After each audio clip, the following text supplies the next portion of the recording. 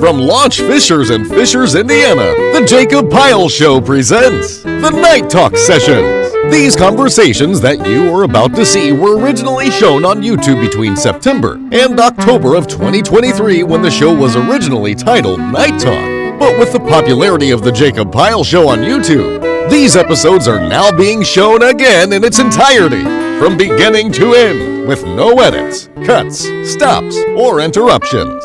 With tonight's guest, author of Crossroads, Rhonda Parker Taylor, and the host of our show, Jacob Pyle. How you doing? Good. How are you doing? Doing good. Hello, everybody, and welcome to Night Talk. My guests on the show already know this, but just for the sake of the viewers at home who are watching the show for the first time, for the next 30 minutes, unscripted conversations, but with a difference. No shouting, no cussing, nothing but respectful conversations on the show. All topics that we are discussing on the show have been approved by me before the show taping.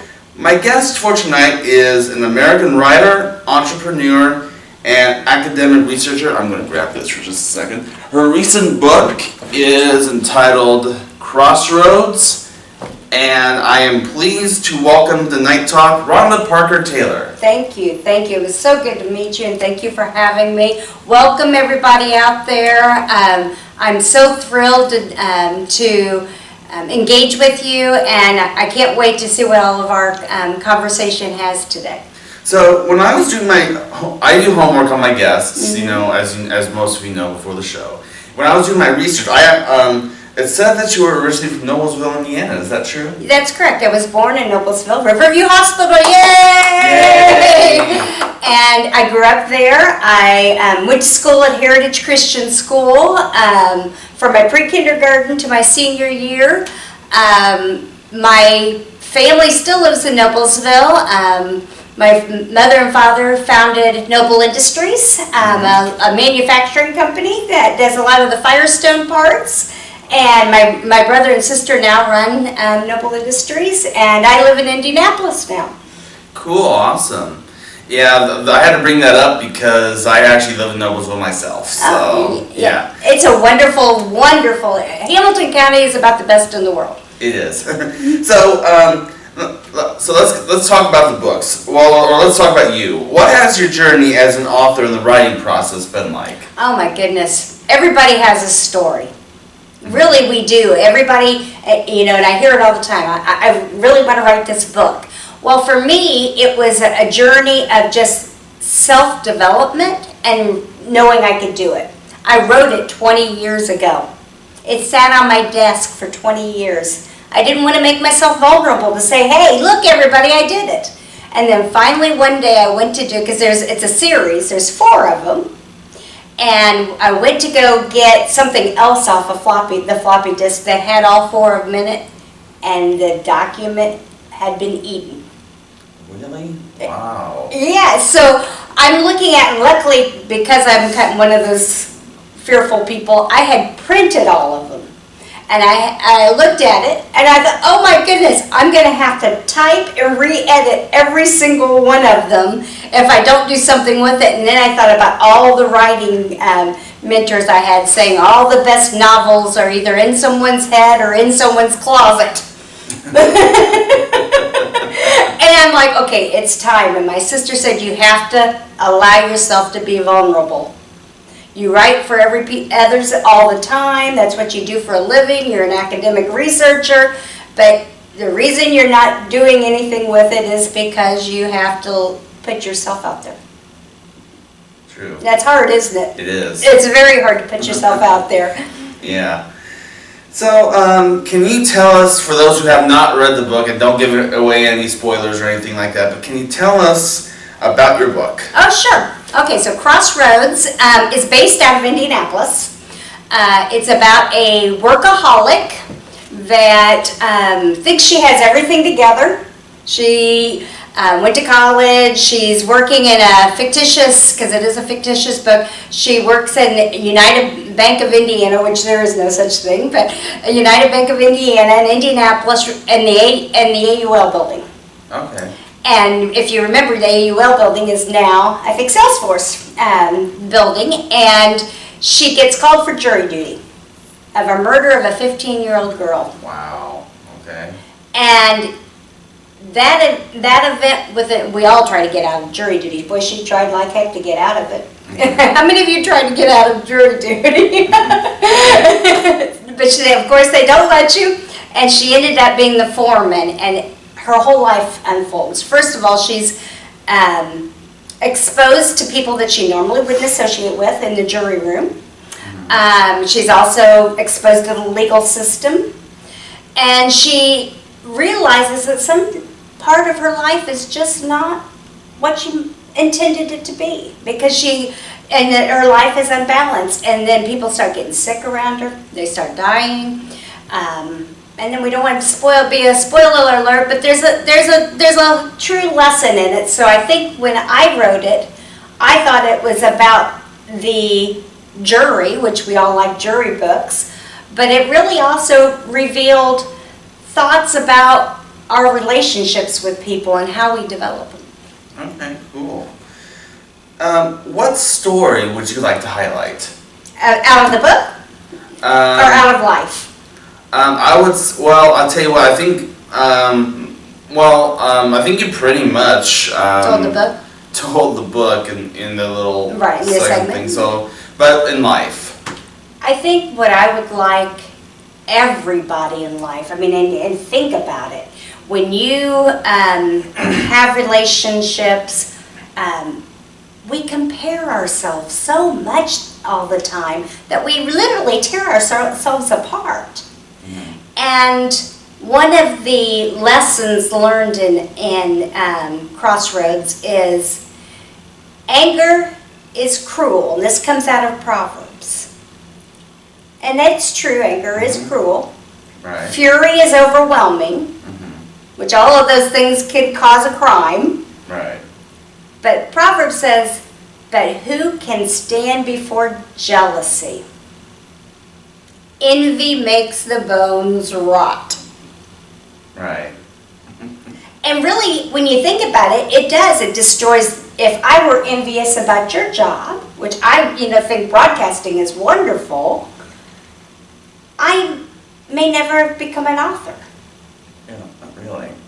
Because I would be so worried about trying to be you that I'm not me. And it's vice versa. And then it destroys that relationship. And my dad always said, because there was 5 of us growing up in Noblesville, and back then there was a lot of cows, not as many buildings, and he would always say, life isn't fair, stop comparing yourself. You're robbing yourself of joy. True. That's very true. At what age did you realize your fascination with books? Well, I would have said, not until I got older. But I went back and I was looking at pictures, and I always had a book in my hand. But you know what? I was never good academically back then. So when someone thinks that, maybe this or that, I had to have a tutor in English. And it was because there were some learning issues there. But I always had a book. I liked encyclopedias, and I liked reading things I wasn't supposed to. I was one of those children that wanted to see all the world, or maybe I got the book Carmen, or something that was, not considered necessarily age appropriate, or had lots of pictures. Yeah. So I do. I have like books, like when I was 3, pictures of me holding a book at 3 years old. Wow. I know one of my favorite books growing up was the Dr. Seuss books. Yeah. Cat in the Hat, How the Green eggs, Christmas, things like that. green eggs and ham. Green eggs and ham. Alright, when did you start writing?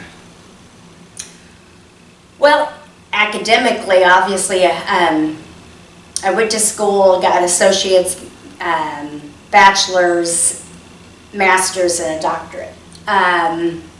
And I started writing in one of the writing classes. And one of the first writing classes that you have to take is like the 101. And they wanted you to do your first memory.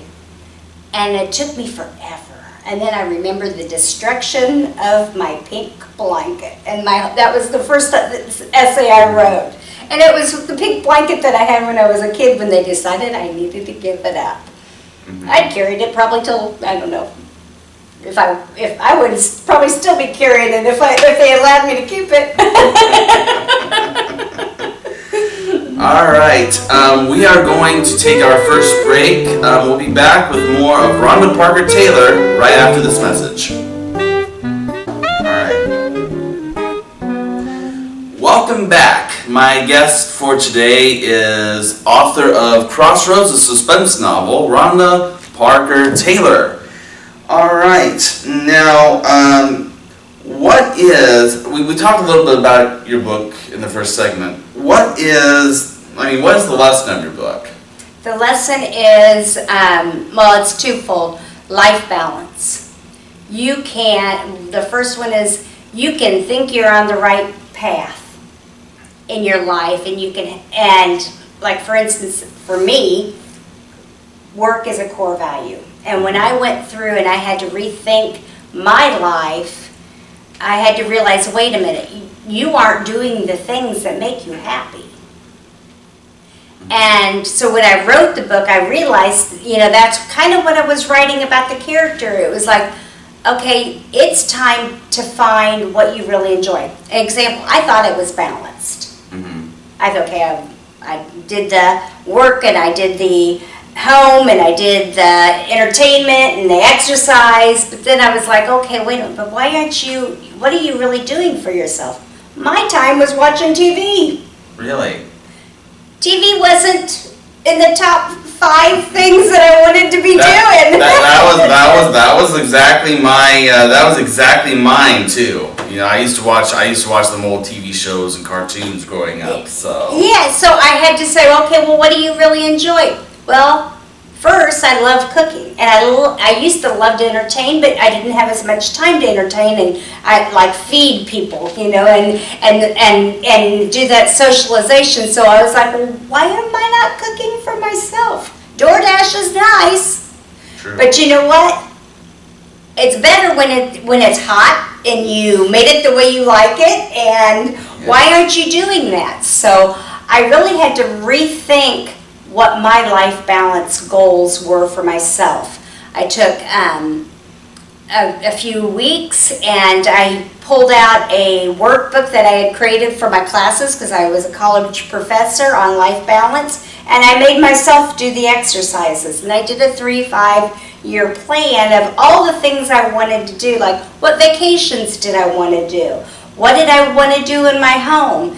I had to get myself up and move, and I'm not talking moving just for exercise. I'm talking about moving to enjoy my house, my life, and sit in different rooms. Why do you decorate your house if you're not going to use each room? Right. Or if you're not going to use each piece of furniture that you picked out. So lay back in that lounge chair once in a while that you're afraid is too pristine. So the life lesson of the book is not only just the murder mystery, it's what is it that brings you that joy? And as you discover it through Paris's life, I'm hoping that the readers also say, okay, what is it that I like? And then also, who can you trust really in your life? Who is your backbone? Sometimes we put false loyalties out there. And that's what Paris did. She was a loyal person, but you know what? Who was loyal to her? And that's what you have to decide. Are you putting the effort into your own life? Are you doing all the things to make you happy that you want to make happy? So, how did you overcome adversity? Oh my goodness. If you knew my life, I don't know about your life, but my life has been a game of uncle. Really? Yes. I like to go all the way to the edge and then play the game of uncle, and then when my hands are bleeding, then I say, okay, it's time to change. Yeah. I give up. All right, Lord, I give it to you, whatever it might be. But I've also had where my choice, there's two ways that adversity can happen. I've had life tragedy, I've had, relationship tragedies at different points, but one thing that you have to realize is you have to have your storage already there in resilience. If you're not putting things in place when things aren't adverse, when life hits, it's going to take you all the way to the edge, and you won't want to get out of bed. So for me, I try to put things daily in my life, whether it be vitamin D from the sun, whether it be trying to stay up on top of my stuff. I adopted a young man in his he was 13 years old, and him and his mother and I raised him, and he was adult, he had kids, he was working, he got shot and killed. So we not only, raised him together, we had to bury him together. And the justice system let us down. They let him go. Because they didn't have the witnesses, all the witnesses were dead. He was a bouncer. So, when those moments come, I don't know how you do it, but the first thing is your emotions go everywhere. So I try to just pull it in for just a second. One time I saw a crack in the foundation of the wall, they go all the way up to the ceilings. And what I did is I just followed the crack, just for that moment of that bad news, to say, you know what, you got this. And then I do Frosty, you said you like the comics and the children's things. Frosty the Snowman, put one foot in front of the other, and soon you'll be out the door. Yes. So once you get that moment together of, wait a minute, I'm panicking, I can't handle this, is this too much? You just put one foot. And then hopefully you don't melt. I will say this, because I've been in similar shoes with my mom. My mom passed away of cancer back in 2016, and she was the best mom a person could ever ask for. That's wonderful. That's and she when she died, I couldn't really, I guess at the time, I couldn't really, we all have to die, we all die at some point in our lives, but when my mom passed away, I had to really take a summer off, or a couple months off, just to kind of figure out where to go from here, where my life is, things like that. And then eventually, I came to the realization that, I just, during all that time, I just thought of the good memories my mom and I had, and it was the joy. The joy, yeah. You have to find the joy in the adversity. My mom died of cancer too. Oh, really? She died in 2004, September 19th. Wow. And then, believe it or not, my son was killed 4 years later, September 19th. Wow. And in adversity, joy is always there too.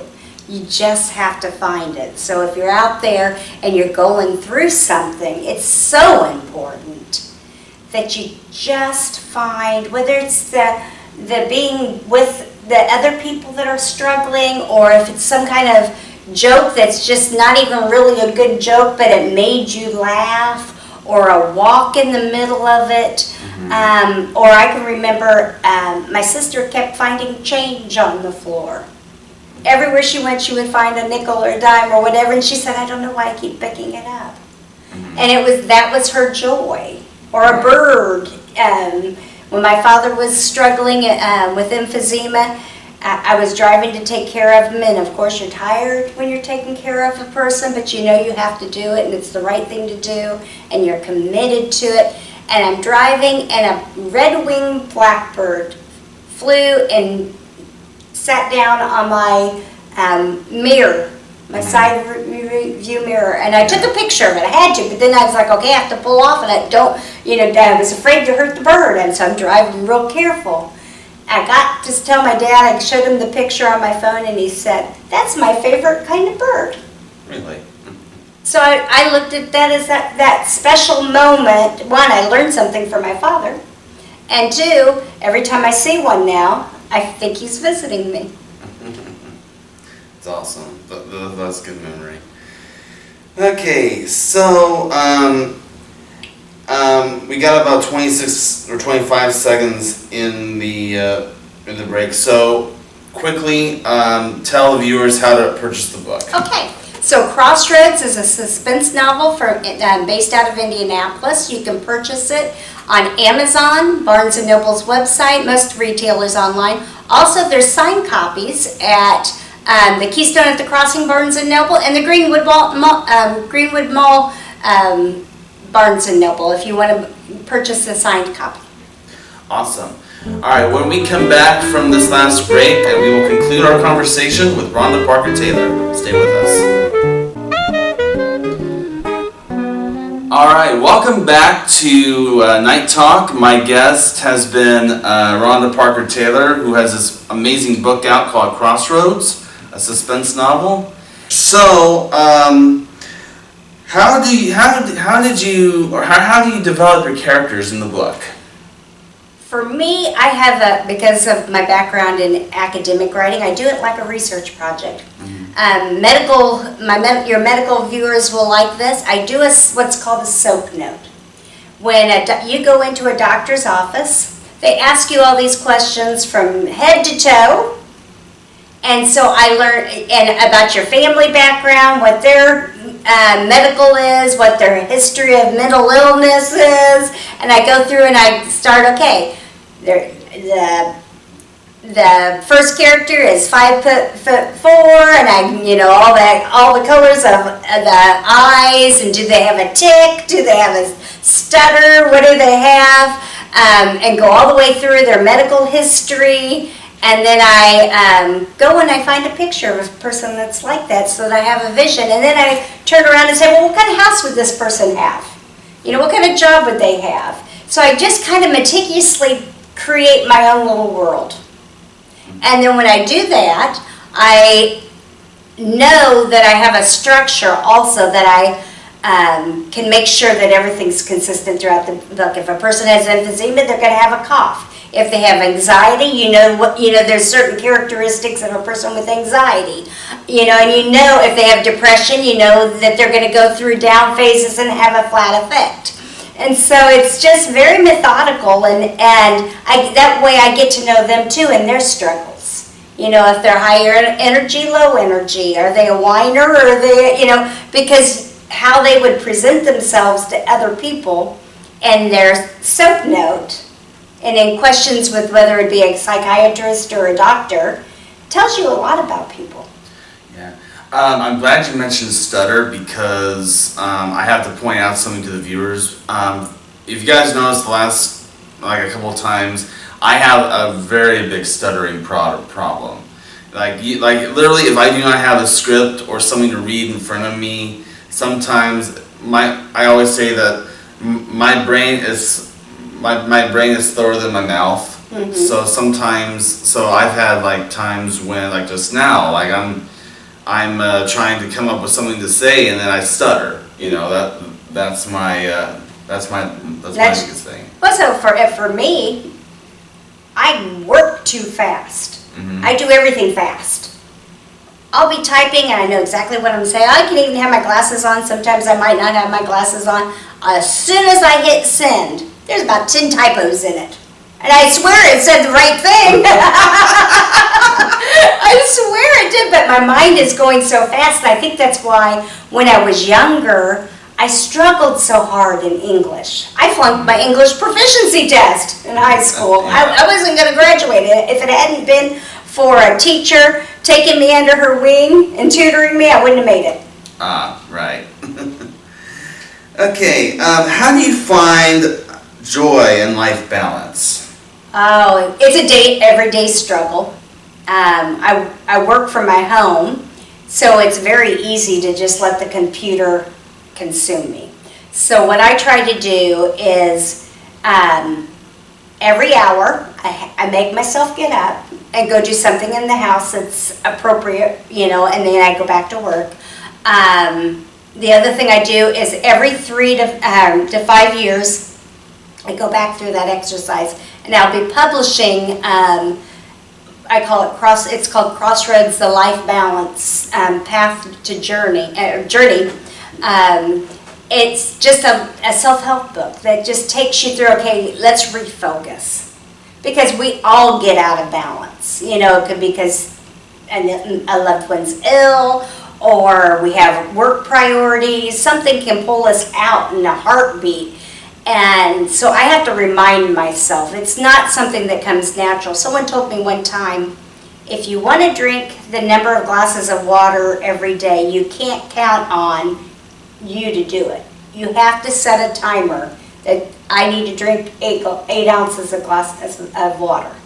Because if you don't have a system, you just don't do it. It's easier just to go in there and grab what's cold and sugary drink. Okay, so now I'm going to start, throwing some topics now. We still have about 4 minutes left until the end of the show. Let's do it. So, we're going to start off with emotional intelligence. Tell us about that. Okay, so I did a study on it, on the multinational leaders versus domestic leaders. Emotional intelligence is the process of identifying the emotions of others before you react. Mm-hmm.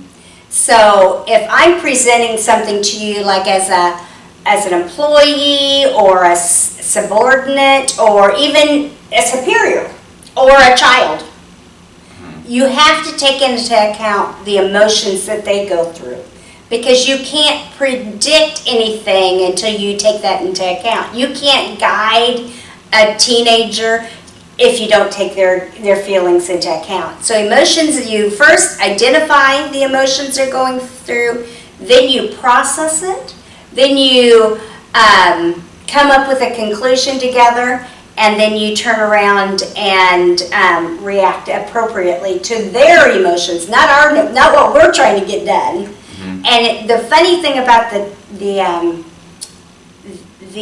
test on emotional intelligence that we did is there's 21 different characteristics of a person that has high emotional intelligence.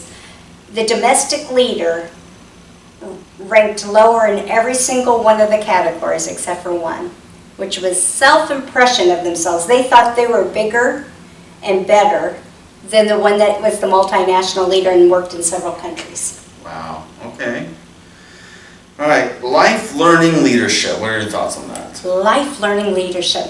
I think see where your people are. Mm-hmm.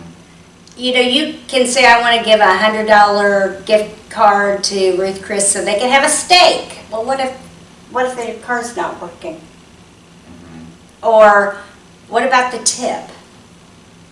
Or what if they don't feel like comfortable? So you got to meet your employees where they are. How about a day off for their birthday? Right. Celebrate them. Celebrate their struggles. What about the fact that you hear their car is clunking all the way to work when you get in your car and it's running nice, but you see theirs isn't? Right. You know, meet them where they are and realize that Maslow's Law was there for a reason, and it's to remind us that there's a hierarchy to self-actualization. You can't be self-actualized if you haven't filled all that hierarchy, if their safety needs, their social needs. So if you don't meet them where they're at, it's not going to motivate. Okay. All right. Balancing home and career. Balancing home and career is one of the most important things a person can do for their mental health. It really is. Yes. I mean, how can you be mentally healthy if you're stressed out? Right. Or rested out? There's the opposite of stressed out, which is rested. You're not motivated, you don't want to do anything, you're not getting the joy out of your life. So if you're not, balance can go both ways. It's not just piling everything on, it's taking everything, oh, I can't do that, oh, I don't want to do that, that's not my responsibility. Well, you're resting out then, because you're not challenging yourself. Okay. We have time for one more. Personal development. Personal development is a lifelong journey. Mm-hmm. If you're not developing yourself, you feel left behind. Yeah. Technology, if you're not, how are you going to get a job if you haven't learned the technology. You don't have to be an expert. But my generation, there was one computer in the school. Right. Now there's computers everywhere, and people are dropping out of good fields because they're not taking a class. Yeah. Back in 2012, I did one of my first podcasts that I did. We did a skit on, I can't remember the name of it, but it was like a game show parody skit, and one of the guys that came on was like, well, he wanted to be an architect, and so it was like, you can either be an architect and this is just a fake simulation. Let's just say like he cheated and iced up, and he never really learned mathematics, and he said you can either get a part-time job, or you can live a miserable life on the streets. And he said, but I really want to be an architect. And I told him at the end, I said, I hate to have to be the one telling you this, but in order to be an architect, you have to know mathematics. Right. So, and that's true. Yep. All right. Well, as I always say around here, we could go on talking forever, but unfortunately, as far as the show is concerned, that is the end of our conversation because we're out of time. We have a little tradition that we do as the credits roll here. Carol Burnett on the old Carol Burnett show used to do this. I have an autograph book, and would you do the honors of signing the autograph book? And while I say thank you so much for watching, my guest for tonight is Rhonda Parker Taylor. Buy her book, and I will be back next week with another guest for you. Till then, for Rhonda Parker Taylor, I'm Jacob Pyle. Thank you all for watching, and good night, everybody. If you want to be a guest on The Jacob Pyle Show, or if you'd like a DVD copy of tonight's program, send Jacob an email. His email address is jtpyle1@aol.com. Or if you're ordering a DVD copy of tonight's program, send $10 check or money order to The Jacob Pyle Show, care of Pyle Media Ventures. Post Office Box 154, Noblesville, Indiana 46061. Please include the air date seen on your screen when ordering. Residents outside of Indiana add $5 shipping and handling. Join us next week on The Jacob Pyle Show, where Jacob's guest will be author and motivational speaker Robert A. Wilson. This is Zach Brown speaking for The Jacob Pyle Show, a Pyle Media Ventures presentation. This program has been pre-recorded.